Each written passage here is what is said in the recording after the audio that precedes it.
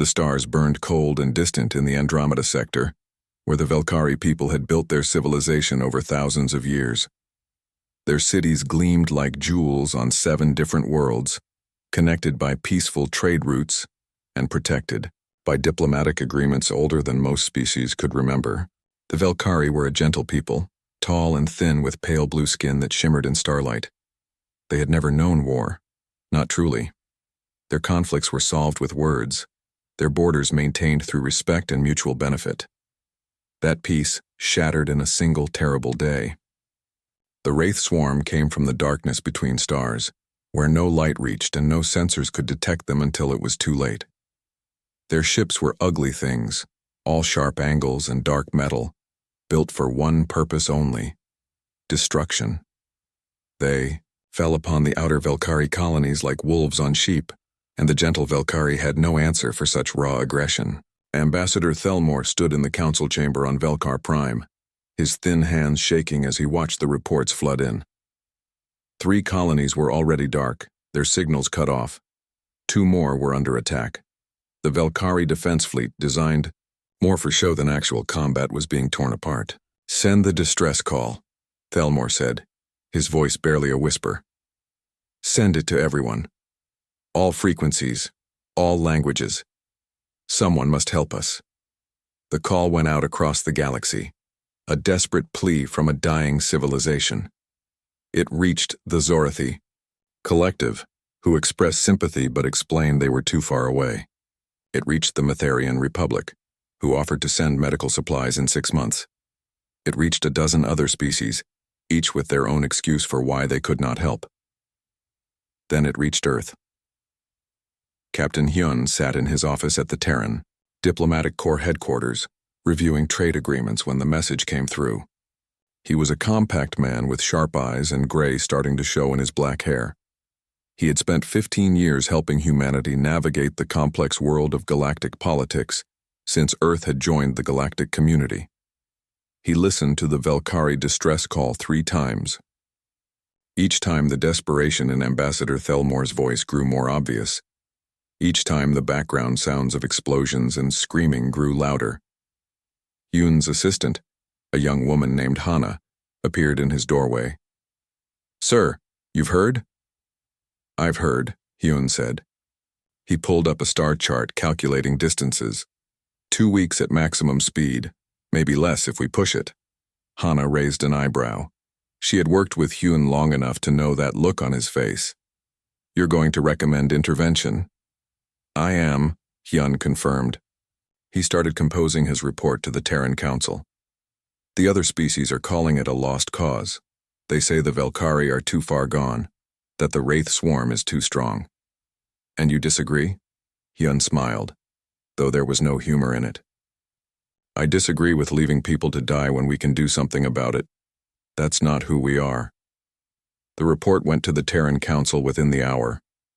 Hyun expected debate, committees, days of discussion.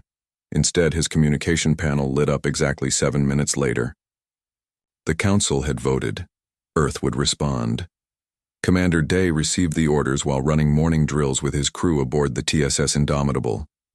He was a broad-shouldered man with a scarred face and eyes that missed nothing. He had spent 20 years in the Terran Space Navy, rising from enlisted to command through skill and determination. "All hands, this is the commander," Day announced over the ship's communication system. "We have new orders. The Velkari system is under attack. We're going to help them. I want us ready to jump in 3 hours. Day out." His second-in-command, Lieutenant Minji, appeared at his side. She was younger than Day but had already proven herself in a dozen difficult situations. 3 hours? That's ambitious, sir." "Then we better get moving," Day said. He pulled up the crew roster on his tablet. "I want Tai on demolitions, Jisu, in medical, Yuna leading fighter squadron, and Seok running engineering. Get them briefed." Minji nodded and moved off to carry out the orders. Day looked at the star chart showing the Velkari system. It was a long way from Earth, deep in a sector where humanity had never operated before. They would be alone out there, with no backup and no support. Good, Day thought. That's when humans work best. 3 hours later, the Indomitable jumped to faster-than-light speeds, followed by a small fleet of support ships and fighters. The crew worked with practiced efficiency, each person knowing their role perfectly. They had trained for situations like this, though none of them had expected to face them so soon. In the medical bay, Jisoo checked her supplies and equipment. She was a calm woman with steady hands and a kind face that put patients at ease.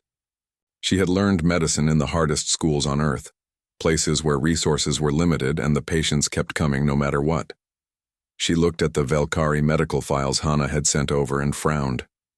They were so fragile. A broken bone could take them months to heal. They couldn't handle most of the medications humans used regularly. This was going to be interesting. In the fighter bay, Yuna ran her final checks on her ship. She was a small woman with quick reflexes and a natural talent for flying that had made her a legend in the academy.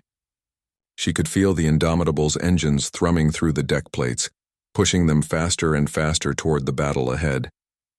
She thought about the Valkyrie pilots, flying in ships designed for peaceful patrol. They would be terrified. Time to show them how humans fly, she thought.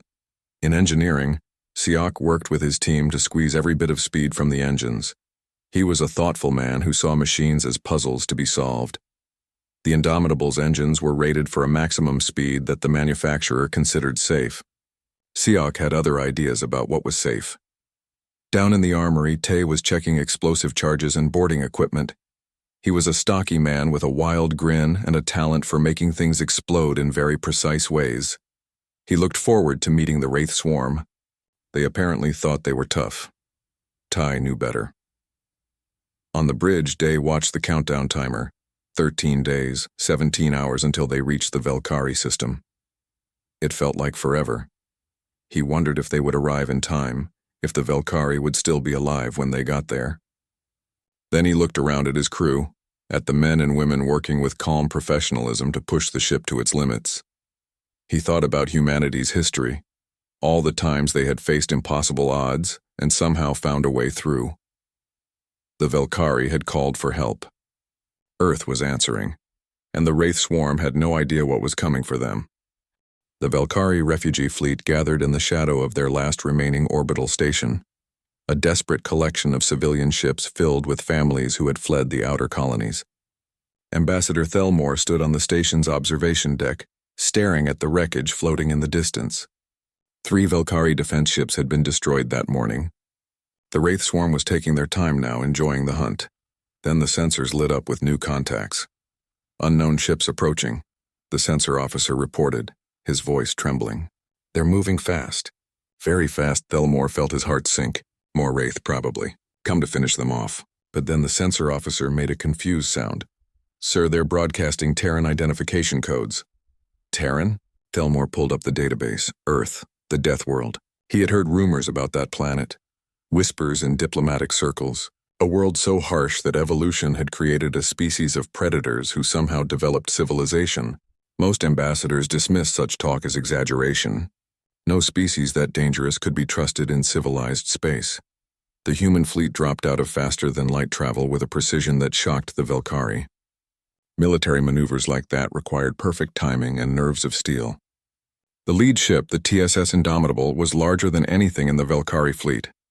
It looked functional and sturdy, built for war rather than beauty. "This is Commander Day of the Terran Space Navy," a voice announced over the open channel. "We received your distress call. We're here to help." Thelmore felt something he had not felt in weeks. Hope. "Commander, this is Ambassador Thelmore. Your arrival is most welcome. We request an immediate planning session to coordinate our defensive strategy." There was a pause. "Negative, Ambassador. No defensive strategy. We're taking the fight to them. But you're welcome to come aboard and we'll brief you on the plan. Sending shuttle coordinates now." Thelmore exchanged glances with his staff. Taking the fight to them? The Valkyrie had tried that. It had ended in disaster. But what choice did they have? He boarded the shuttle with his senior officers, trying to project confidence he did not feel. The docking bay of the Indomitable was massive and utilitarian. Human crew members moved through it with purpose, their movements quick and efficient. Thelmore noticed they all wore some form of protective gear even on their own ship. They expected danger at any moment. A human woman approached. She was tall for her species, with dark eyes and an easy confidence. Ambassador Thelmore? I'm Lieutenant Minji. Commander Day is running drills, but he'll join us shortly. Follow me, please, drills. They had just arrived from a 2-week journey at maximum speed and they were running drills? Thelmore followed Minji through the ship's corridors. The gravity felt wrong, too heavy. Each step required more effort than it should. He saw one of his officers struggling to walk properly. Minji noticed. Sorry about that. Ship's gravity is set to Earth standard, 1.0 on the Terran scale. We can adjust if you need. 1.0? Thelmore checked his measurements. That was nearly double what Velkari considered comfortable. You operate under this constantly? It's what we're used to, Minji said with a shrug. Anything lighter and we start feeling floaty. They reached a large training area. Through the transparent walls, Thelmore could see human crew members engaged in combat practice. They were hitting each other hard, wearing minimal protective gear. As he watched, one human threw another to the ground with significant force. The fallen human rolled, got up, and immediately attacked again. Is that safe? One of Thelmore's officers asked, his voice weak. Minji laughed. That's light sparring. They're holding back. We have medical on standby for the serious training later. Commander Day appeared, sweat beading on his scarred face. He was breathing harder than normal but seemed perfectly fine. Ambassador, welcome aboard. Sorry for the wait. Let's talk strategy. They moved to a conference room where Hana had prepared a tactical display. The young analyst began the briefing, her voice calm and professional. The Wraith Swarm operates from a central command structure. They have approximately 1,500 combat ships in this system, with their leadership cast located in this asteroid field. Our plan is to hit them directly. Thelmore stared at the display. That's suicide. The asteroid field is heavily fortified. Our best military minds estimated we would need 5,000 ships to even attempt an assault. Day smiled. Good thing we're not using your military doctrine then. We'll use 3 strike teams. Tay will lead boarding parties to disable their capital ships. Yuna's fighters will provide cover and draw their attention. I'll personally lead the assault on the command center. Commander, with respect, your force is too small. You have what, 50 ships? Against 1,500? Quality over quantity, Ambassador, Day said. And we have something else. We have humans. Before Thelmore could respond, an alert sounded. Commander, Wraith scout ships approaching. 3 contacts, Day stood. Perfect timing. Yuna, you're up. Show our guest what human pilots can do. They moved to the observation deck. Through the windows, Thelmore could see human fighters launching from the Indomitable's bay. They moved in formation, fast and precise. The Wraith scouts appeared on sensors, moving to intercept. What happened next would be talked about in Velkari military academies for generations.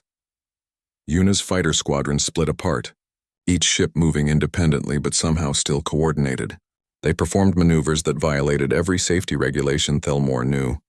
One fighter dove toward the Indomitable at full speed, pulling up at the last second to catch a Wraith scout from below. Another performed a spin that should have torn the ship apart from rotational force. The Wraith scouts never had a chance. Within 2 minutes, all 3 were destroyed. Not damaged, destroyed, completely. Yuna's voice came over the communication channel, relaxed and easy. Targets eliminated, Commander. These guys aren't much of a challenge. My grandmother flies better than this.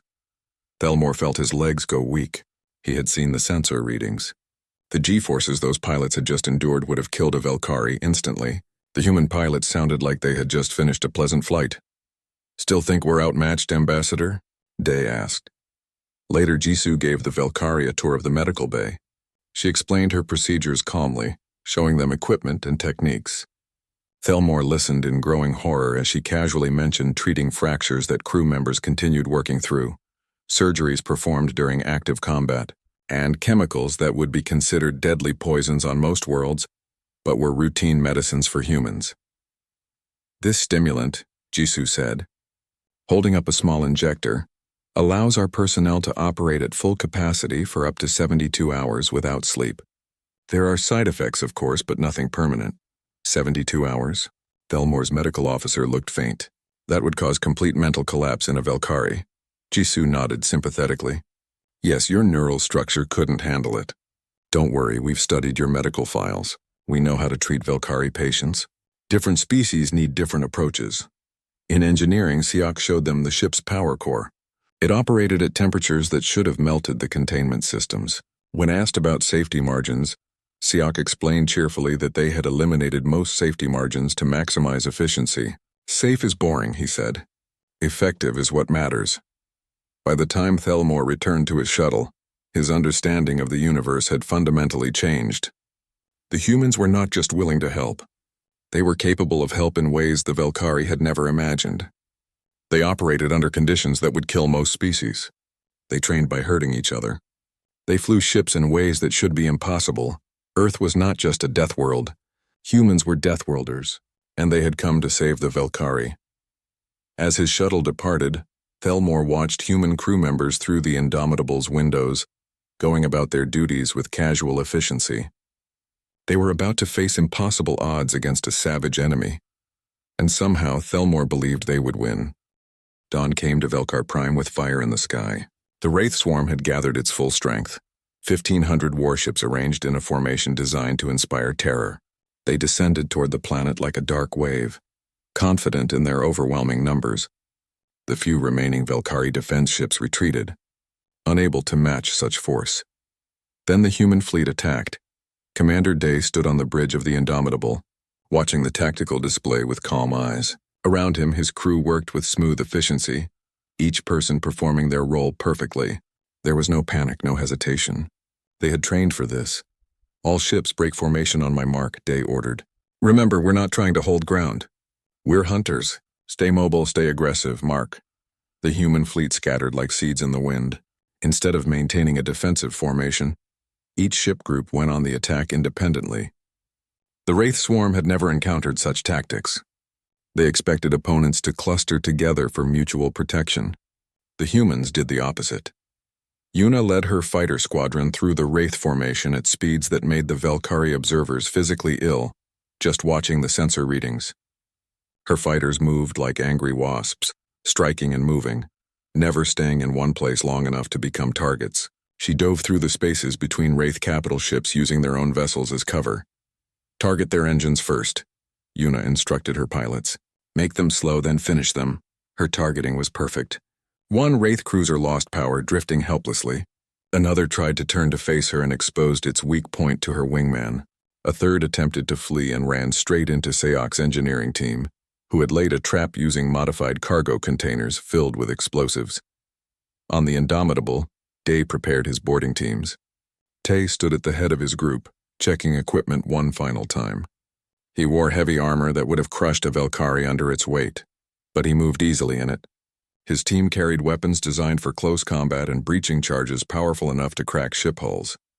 Target is the Wraith command carrier, Day said, highlighting a massive vessel on the display. We board, we disable their coordination, we leave. 30 minutes maximum, Tay grinned. 30 minutes? Sir, you're getting soft. We can do it in 20. The boarding pods launched from the Indomitable like missiles, accelerating hard enough to knock most species unconscious. The humans inside rode out the G-forces without complaint, checking weapons and reviewing the ship layout. They hit the Wraith carrier's hull with tremendous force, breaching charges detonating to create entry points. The Wraith defenders were waiting inside, armed and numerous. They were large creatures, reptilian in appearance with natural armor plating and vicious claws. They had conquered a dozen worlds through their physical superiority.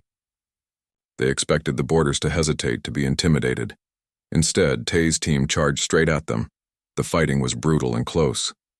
The Wraith discovered that humans in armor were stronger than they looked. They discovered that human reflexes were faster than seemed possible. Most importantly, they discovered that humans did not back down. A Wraith warrior would wound a human, expect them to retreat, and instead find the human still attacking with complete determination. Tay moved through the Wraith ship like he was born for it. He placed charges with perfect precision, each explosion opening new paths for his team. When Wraith warriors blocked corridors, he found alternate routes through maintenance shafts that were barely large enough for humans and impossibly small for the larger Wraith. Engineering section secured, Tay reported. Setting charges now. This is going to be beautiful. Meanwhile, Lieutenant Minji coordinated the defensive efforts around the Velkari refugee fleet. The Wraith had sent a strike force to attack the civilians, hoping to draw the human ships out of position. It was standard tactics, and Minji had expected it. What the Wraith did not expect was that humans had been protecting civilians from predators for their entire evolutionary history. It was what they were best at. Minji's ship, the TSS Guardian, positioned itself between the Wraith strike force and the refugee ships. The Wraith commander must have thought this was suicide, one ship against 30. He learned otherwise quickly. The Guardian's weapon systems had been designed by humans who understood violence on a fundamental level. The ship did not just shoot at the Wraith vessels. It calculated weak points, predicted movement patterns, and struck with surgical precision. Each shot disabled or destroyed a target. There was no wasted fire, no missed opportunities. When 3 Wraith ships managed to get past the Guardian, Minji did something that shocked the Valkyrie observers. She rammed them. The Guardian's reinforced hull, built to withstand Earth's dangerous space debris and micrometeorite fields, crashed through the lighter Wraith vessels like a hammer through glass. All targets neutralized, Minji reported calmly, as if she had just completed a routine patrol rather than taking on 30 enemy ships alone. In the medical bay, Jisoo worked steadily as wounded crew members arrived. A pilot with a broken arm from high-G maneuvers, an engineer with burns from an exploding conduit, a marine with deep cuts from close combat. She treated them all with calm efficiency, and within hours they were back at their posts. The Valkyrie medical observers watched in amazement as Jisoo performed procedures that should have required days of recovery time, and the patients simply walked out ready to fight again. Human biology was incomprehensible to them. These people healed too fast, endured too much, kept functioning when they should have been incapacitated. How do they do it? One Valkyrie doctor asked. Evolution on a death world, Jisoo explained while setting a broken bone. Our bodies learn to keep working no matter what. Infection, injury, disease. We developed immune systems that fight everything. Our pain tolerance is high because on Earth you couldn't stop for every injury. You had to keep moving or you died. The battle raged for 6 hours. The Wraith swarm slowly realized they were not winning. Their superior numbers meant nothing against enemies who fought like demons. Their heavy armor did not help when human weapons found weak points with every shot.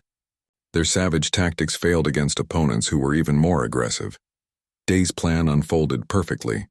Every element worked in coordination, not through rigid control but through trust and training. When Tay's charges detonated on the Wraith carrier, it sent a signal to the entire swarm. Their command was vulnerable.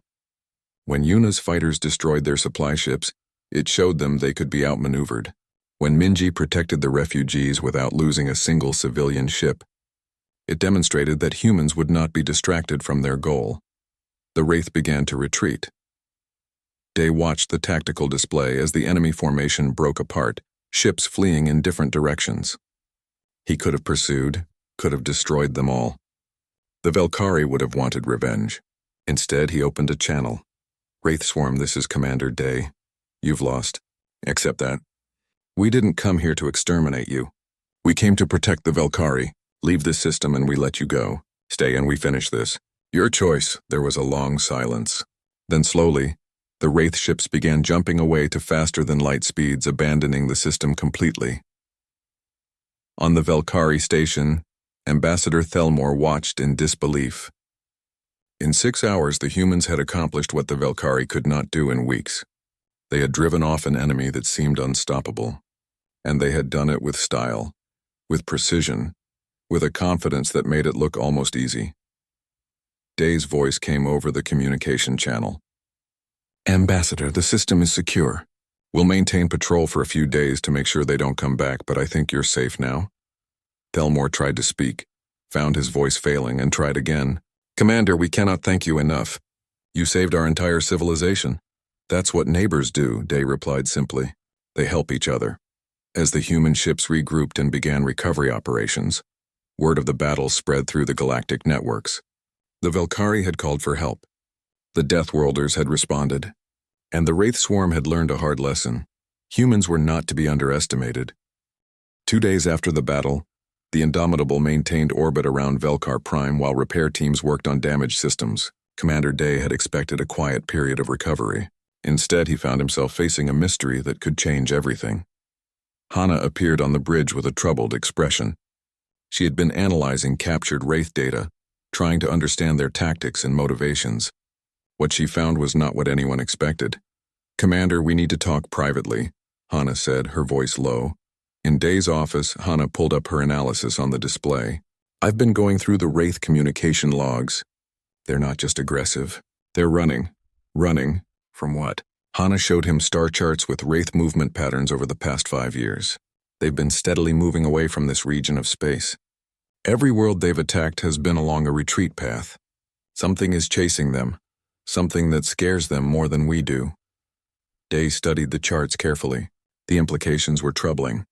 If something could terrify a species as savage as the Wraith, humanity needed to know what it was. Can you identify what they're running from? Not yet, but I have an idea. Hana pulled up sensor readings from the battle. We captured several Wraith soldiers when we boarded their ships. They're being held in our detention cells. I think we should talk to them. The detention area was deep in the Indomitable's lower decks, designed to hold prisoners safely and humanely. The Wraith warriors inside looked diminished without their weapons, though they were still imposing creatures. They watched Day and Hana approach with wary eyes. Day stopped in front of the largest Wraith cell.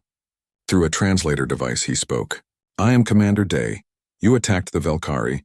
We defended them. The battle is over. The Wraith warrior stared at him with what might have been respect.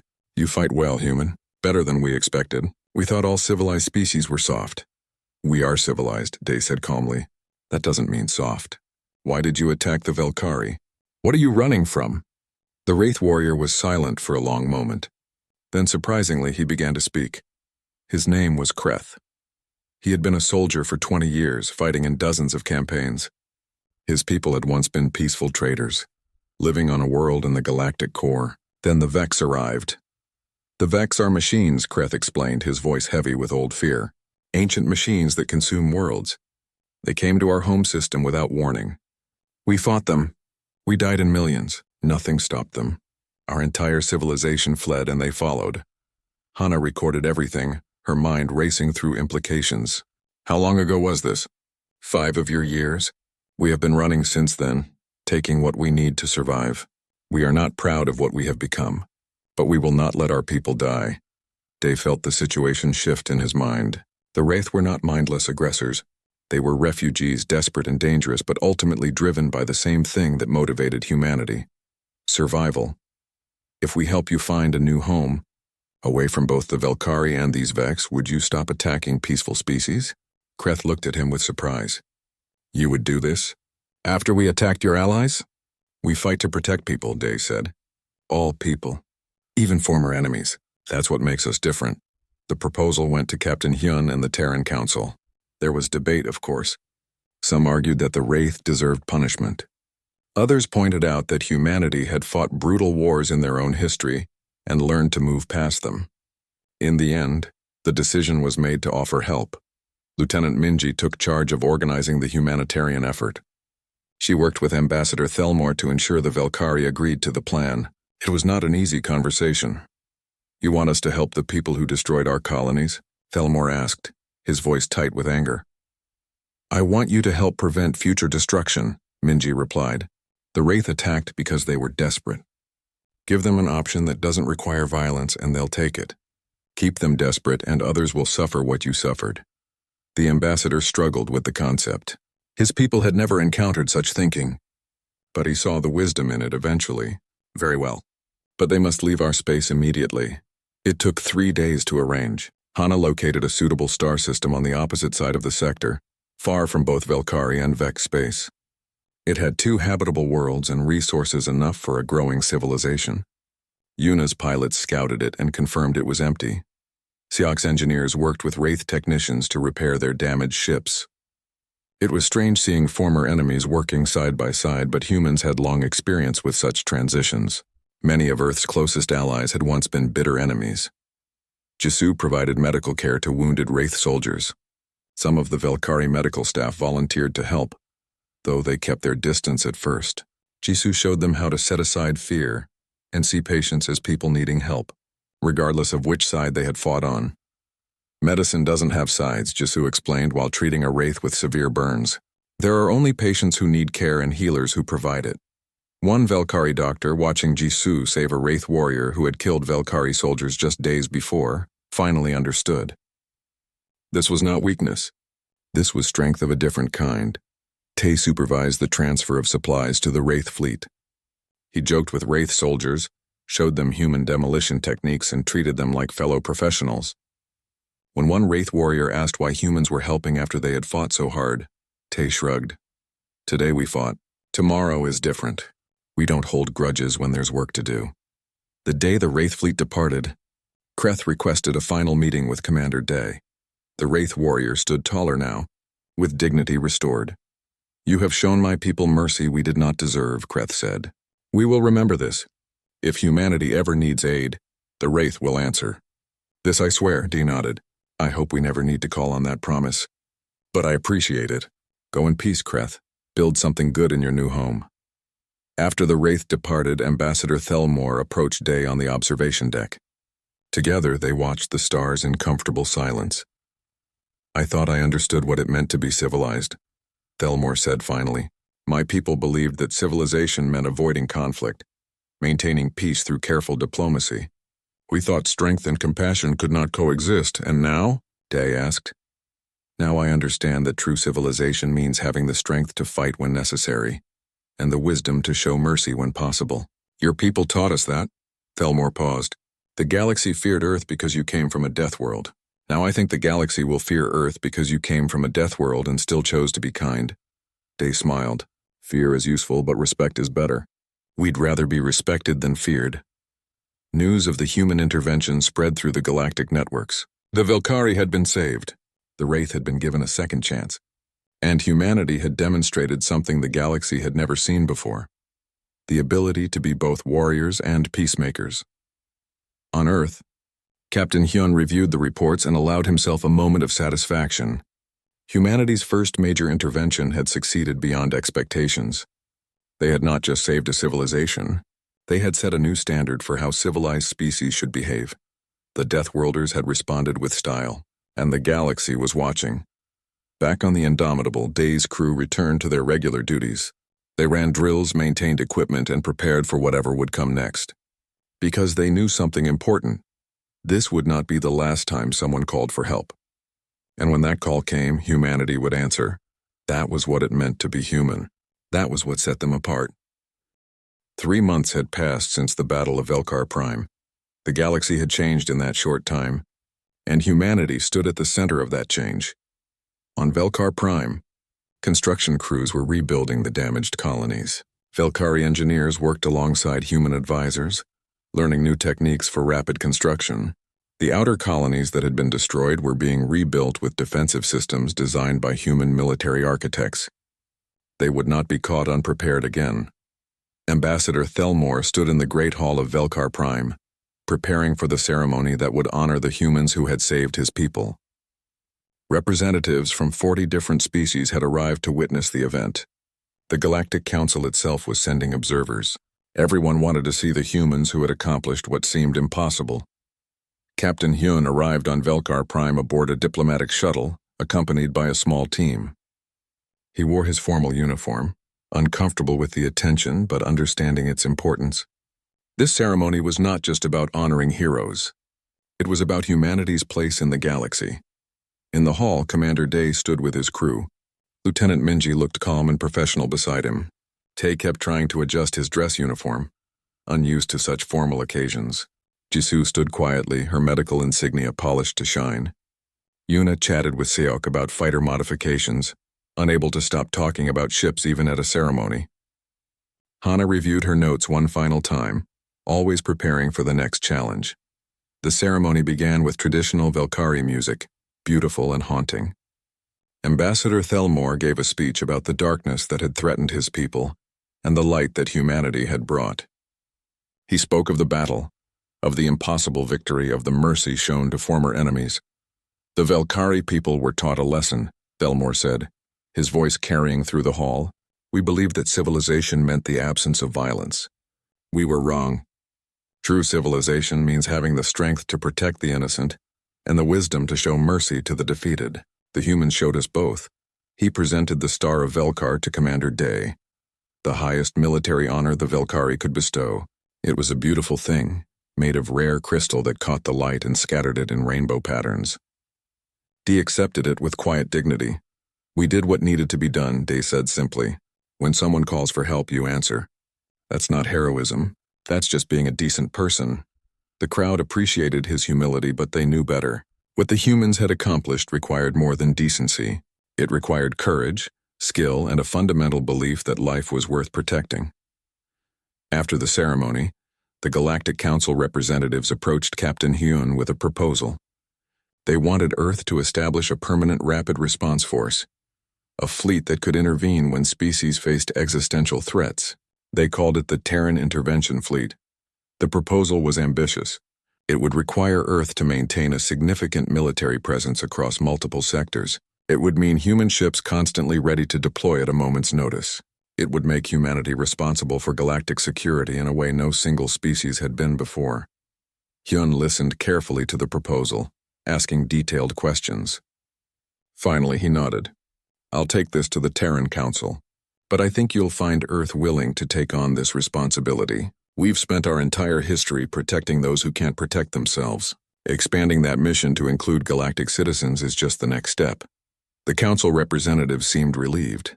Several species had volunteered to train alongside humans, wanting to learn their techniques and tactics.